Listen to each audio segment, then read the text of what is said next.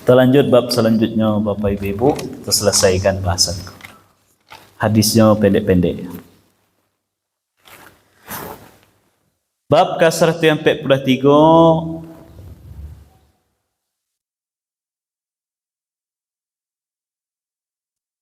bab istihbabul musafahati 'inda liqa'i wa bashashatil wajhi wa taqbili yadir rajuli salihi wa taqbili waladihi syafaqatan wa muna'aqatil qadimi min safarihi wa karahiyatil inhina. Bab dianjurkan bersalaman ketika bertemu, menampakkan wajah yang cerah, mencium tangan orang yang soleh dan mencium tangan orang tua sebagai bentuk penghormatan atau kasih sayang. Kemudian dianjurkan memeluk orang yang baru datang atau baru pulang dari perjalanan safarnya, dan dimakruhkannya al-hinhina, membungkuk.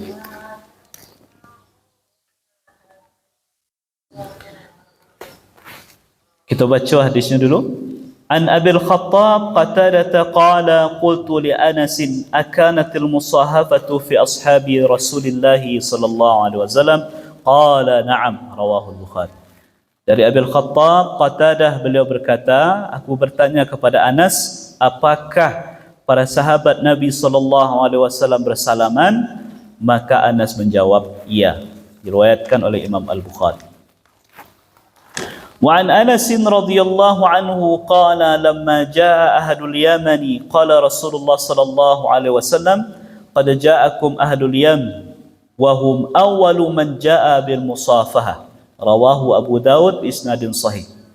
Dari Anas, semoga Allah meridainya, beliau berkata, tatkala penduduk Yaman datang kepada Nabi sallallahu alaihi wasallam, maka beliau bersabda, telah datang kepada kalian penduduk Yaman, dan merekalah orang yang pertama membiasakan bersalaman.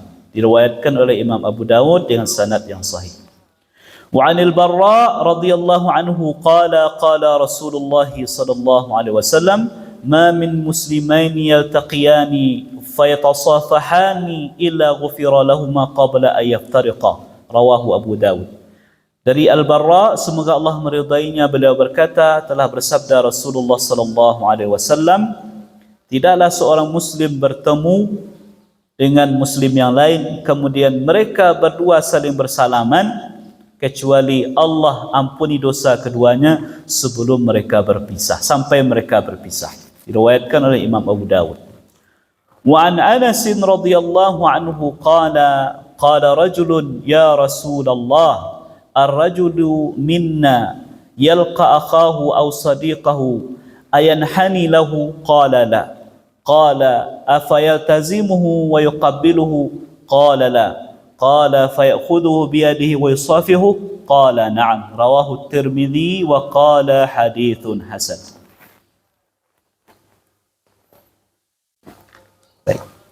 Dari Anas, semoga Allah meridainya,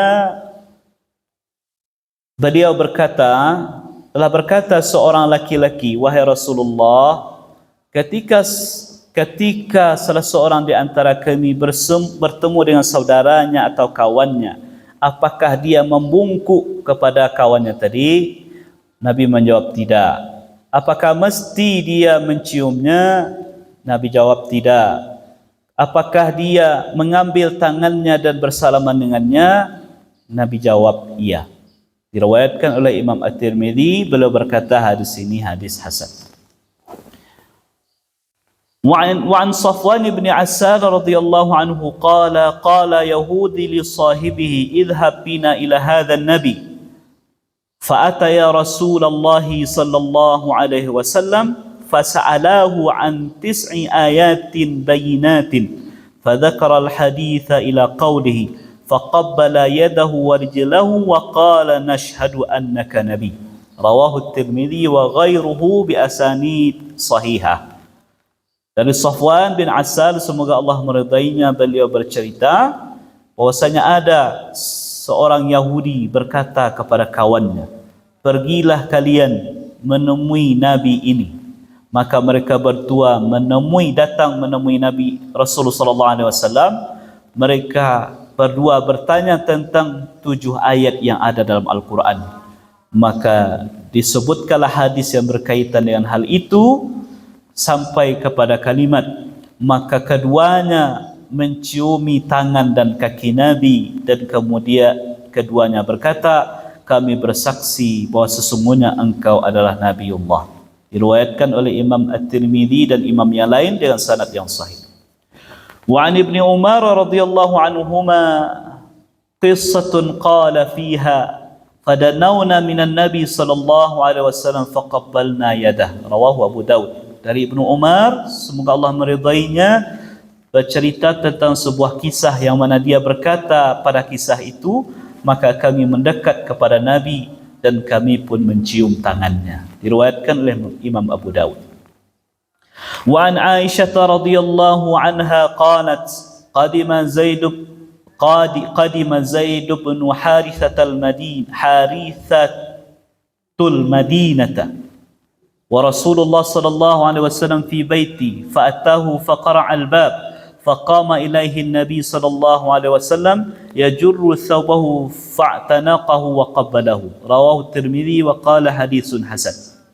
Dari Aisyah, semoga Allah meridainya, beliau berkata, Zaid bin Harithah datang ke kota Madinah dan Rasulullah sallallahu alaihi wasallam sedang berada di rumahku. Maka Zaid pun datang ke rumah Nabi, mengetuk pintu rumah beliau. Maka Nabi berdiri menyambut kedatangan Zaid bin Harithah, kemudian yajurru thawbahu, mengangkat pakaiannya, kemudian beliau memeluk dan mencium Zaid bin Harithah tadi. Diriwayatkan oleh Imam At-Tirmidzi, beliau berkata hadis hasan. Wa an Abi Dzar radhiyallahu anhu qala li Rasulullah sallallahu alaihi wasallam la tahqiranna min al-ma'ruf shay'an walau an talqa akhaka biwajhin tariq. Rawahu Muslim. Dari Abu Dzar, semoga Allah meridainya, beliau berkata, telah bersabda kepadaku Rasulullah sallallahu alaihi wasallam, jangan kamu menganggap remeh kebaikan apapun walau sekadar menampakkan wajah yang baik ketika engkau bertemu dengan saudara. Wa an Abi Hurairah radhiyallahu anhu qala qabbala an-nabiy sallallahu alaihi wasallam al-Hasan bin Ali radhiyallahu anhuma faqala al-Aqra' bin Habis inna li 'ashratu min al-walad ma qabbaltu minhum ahada faqala Rasulullah sallallahu alaihi wasallam man la yarham la yurham. Muttafaqun alaih. Bapak Ibu, ya, hadis ada 9 karenanya pendek-pendek dan tidak butuh penjelasan yang terlalu panjang, maka kita baca seluruh hadis yang ada dalam bab. Yang pertama, untuk memperkuat tali persaudaraan antara seorang muslim. Ketika basobok jo seorang muslim, yang kita lakukan yang pertama mengucapkan salam, kemudian yang kedua bersalam, musafahah. Kau adab. Kemudian nampakkan wajah awak nan ramah, salaman awak nan narik. Lisan mengucapkan salam, kemudian wajahnya cerah, kemudian tangan terjulur untuk bersalaman dengan salaman yang arif. Itu memperkuat tali persaudaraan. Kita ulangi Bapak Ibu, ketika subuh awak jo saudara kita seorang muslim, apa yang kita lakukan? Lisan mengucapkan salam, wajah ceria, senyum, menampakkan kegembiraan, tangan terjulur memberi salam atau bersalam dengan erat. Nah, kalau itu rutin dilakukan Bapak-Bapak Ibu-Ibu, tidak bisa apa namanya, taruh akrab ke saudara kita, terjalin persaudaraan silaturahmi. Ada orang sebut orang lain, tak ada menyapu. Jangankan dalam menyapu, indah. Padahal kau sama orang kampung kenal. Bahkan Nabi dalam apa bahasan kita bahas dulu Bapak Ibu, orang yang tak kenal pun dianjurkan baca salam. Kemudian selagi masih bisa, ya, dalam momen-momen tertentu, tentu kau tak taruh ya, bersalaman, ya. Bersalaman kau kata Nabi tak tanggung-tanggung pula fadilahnya. Dalam hadis yang ketiga tadi, ya, Nabi sampaikan ketika seorang Muslim, dua orang Muslim bertemu, ya, kemudiannya fayatasafahani, bersalaman, Allah ampuni dosanya sampainya berpisah. Berpisah. Para hebat. Misalnya bapak-bapak ibu-ibu misalnya ada acara majelis taklim atau bundokan dua lah ya, atau arisan lah. Ketika baru masuk rumah tadi, ada nampak ya anggota arisan awak salam awak. Selagi ibu-ibu masih di tempat itu, alun pulang lah, maka proses membersihkan dosa tu jalan terus. Parah hebat. Kalau lain nama apa? Nama basalam, mau mengamalkan sunnah Nabi tadi. Nah Nabi Bapak Ibu, kebiasaan beliau itu, kalau kita baca hadis, ketika beliau salam, beliau tidak akan melapihkan tangan je orang yang bersalam tadi sebelum orang tadi yang melapihkan. Kan salam kau? Kau? Jadi awak kan biasanya salam peh gitu. Beliau tidak akan melapihkan tangan itu sebelum yang melapihkan siapa? Orang yang salam dengan beliau. Penghargaan luar biasa kepada orang lain. Jadi salam mari. Jangan ujung-ujung jari orang sekecil. Nah, sebagian orang ujung jari sekecil. Jadi orang yang bersalam dia berfikir, Pak, kok ujung jari siapa aku awak salam jawab aku, kumuah tangan awak aku, bancinya jawab aku atau bah. Tapi dengan salam dan narik itu orang akan senang hatinya, menunjukkan penghargaan kepada kita. Nah kemudian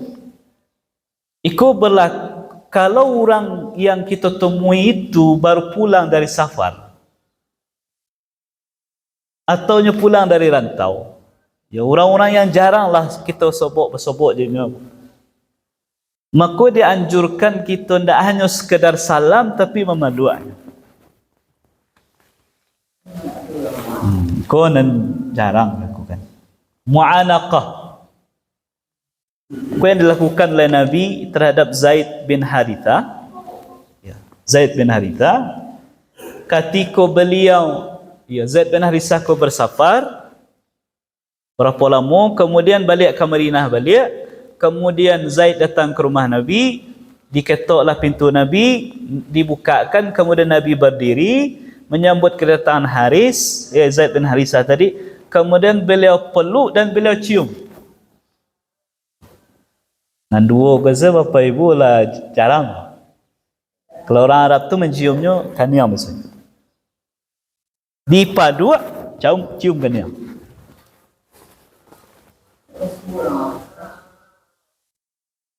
Orang awak ni itu jarang. Jarang. Nah, tetapi yang berpelukan kau jangan tengok sebentar lo. Untuk orang yang jarang sebut.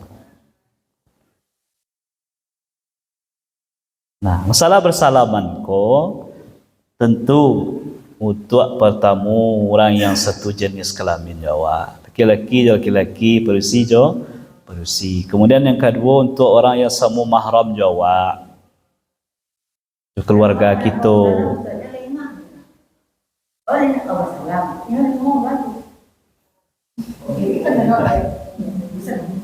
Apa bu? Nya?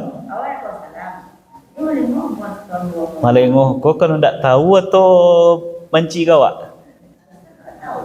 Ya sudah, tak usah dikuan. Ya.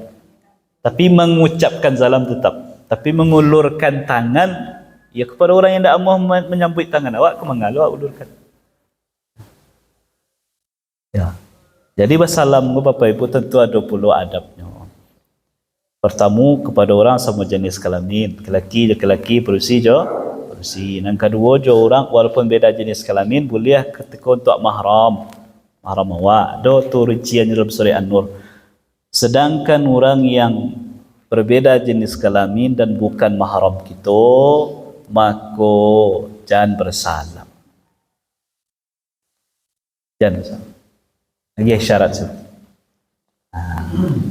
Kecuali ada pengecualian kepada perempuan-perempuan yang mohon maaf sudah lanjut usia, yang dengan lanjut usianya itu mohon maaf rasa-rasa tidak ada syahwat lain dalam dirinya ketika bersentuhan kulit antara laki-laki je berusia. Makanya bersalam itu ada pula adab dan etika.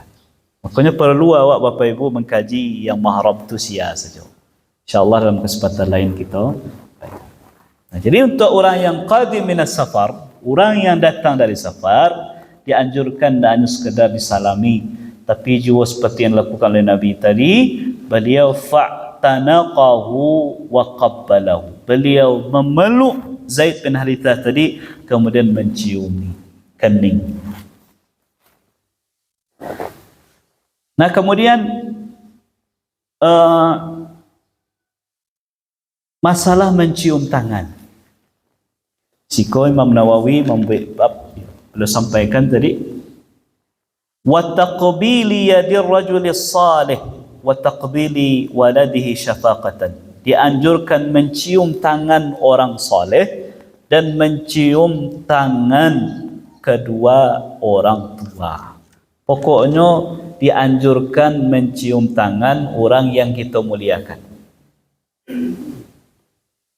Bahkan tak hanya sekedar mencium tangan, mencium kaki pun. Pernah tak kita Bapak Ibu mencium kaki orang? Mencium kaki orang gaib awak pernah?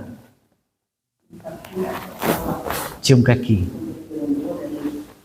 Siapa yang mencium kaki risiko tak main-main.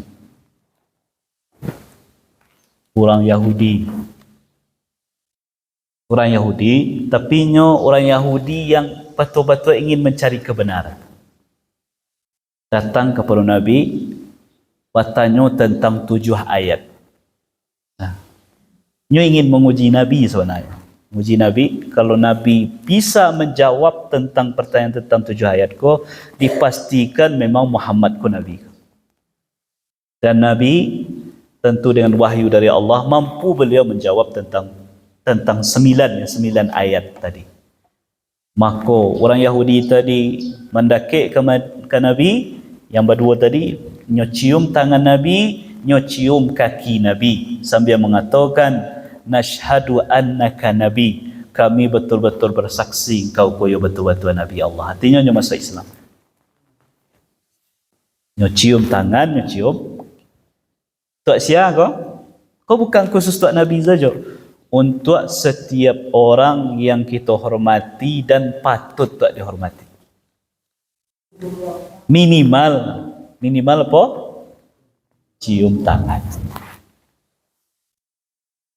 Nah kini kadang Bapak Ibu pembiasaan mencium tangan anak ke orang gaib saja kini kadang lah mulai luntur. Anak pergi sekolah hanya sekedar bersorak saja. Sekolah lu ya bu pergi. Alun orang gaibnya menjawab, iyo hati-hati langsung pergi. Magih tahu. Itu lain juga lah kadang Bapak Ibu. Kadang tak ada kau minta magih tahu. Langsung pergi. Maka mari diduitkan balik ke sunnah Nabi, bukan sekadar adat awak, ke sunnah yang dianjurkan. Mencium tangan orang yang dihormati dan yang patut dihormati. Bahkan lebih daripada itu, khusus mungkin misalnya untuk orang gaib kita mungkin sampai mencium kaki pun dianjurkan. Nah, Bapak-bapak dan Ibu-ibu jamaah yang dirahmati oleh Allah Subhanahu wa taala. Kemudian hadis yang ke-9 sebagai penutup di bab kok Nabi pernah duduk-duduk, beliau pangku cucu beliau namanya Hasan bin Ali. Dan beliau ciumi. Di samping beliau ada duduk sahabat namanya Al-Aqra bin Habis. Macam itu kecak Al-Aqra bin Habis, ya Rasulullah, hamba punya 10 orang anak, tak pernah hamba ciumi seorang pun di antaranya. Tak pernah. Maka Nabi memandang sahabat tadi sambil mengatakan, "Man la yarham la yurham." Siapa yang tidak menyayangi, bagaimana bisa dia disayang? Banyak orang gaib menuntut anaknya cium tangan anaknya, mencium tangannya. Tapi ada tak orang gaib mencium tangan anaknya? Nah, itu awak ulurkan tangan kita supaya anak awak cium tangan. Anak, cucu. Nah, sebaliknya pernah tak kita cium tangannya? Nah, paluak, ya pokoknya mau dicium, mau dipaluak, memang fisik, ungkapan fisik, dah hanya sekedar hati. Pasti itu orang gaib sayang anak pasti hatinya. Tapi mengungkapkan secara bahasa tubuh yang nyo nampak, kadang kita orang tua ko ada gengsi-gengsinya. Memalu anak, mencium anak, memuji anak.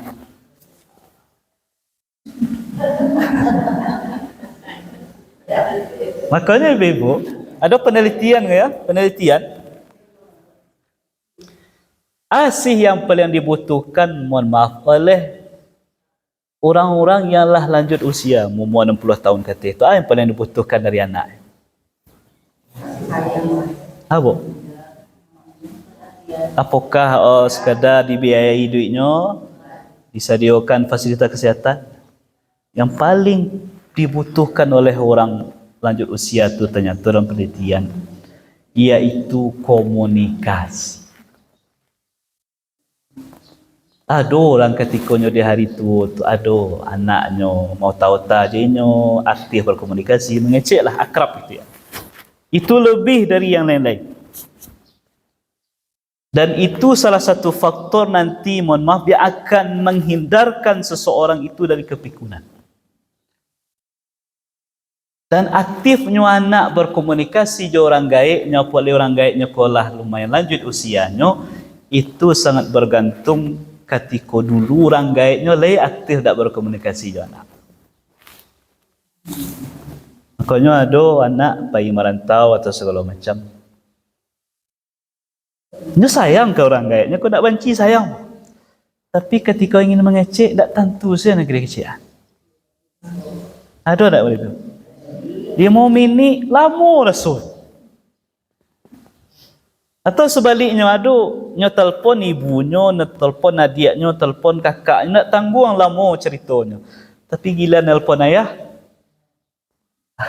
bingung anak negeri kecil. Kenapa? Karena waktu ketik dulu tak biasa ada komunikasi antara anak dan ayah, atau dia ibunya atau dia sia di keluarga. Makanya betul lah kecil Nabi tadi Bapak Ibu, man la yarham la yurham. Siapa yang tidak menanamkan kasih sayang kepada anaknya ketika anaknya ketik, ketika remaja, dan sekali-kali berharap nanti ketika anak lah gadang, anak akan memperlakukannya dengan penuh kasih sayang. Makanya ada pepatah orang awak, sia yang menanam, nyu menunai nanti. Anan kita tanam, yaitu pula yang akan kita tunai nanti. Mudah-mudahan bahasan kita di subuh hari ini. Lah jam 6 dah itu buah. Lah masuk waktu salat sunat syuruk kita. Kita cukupkan bahasan kita di subuh hari kini dan telah selesai pembahasan awak tentang bab salam. Nah, kita agak melompek besok ke ibu-ibu. Kalau bab selanjutnya kan Kitabu Iyadatil Marid wa Tashyi'il Mayyit. Ya. Bab tentang menjenguk orang sakit dan mempersiapkan atau hal-hal yang dilakukan ketika ada yang meninggal dunia.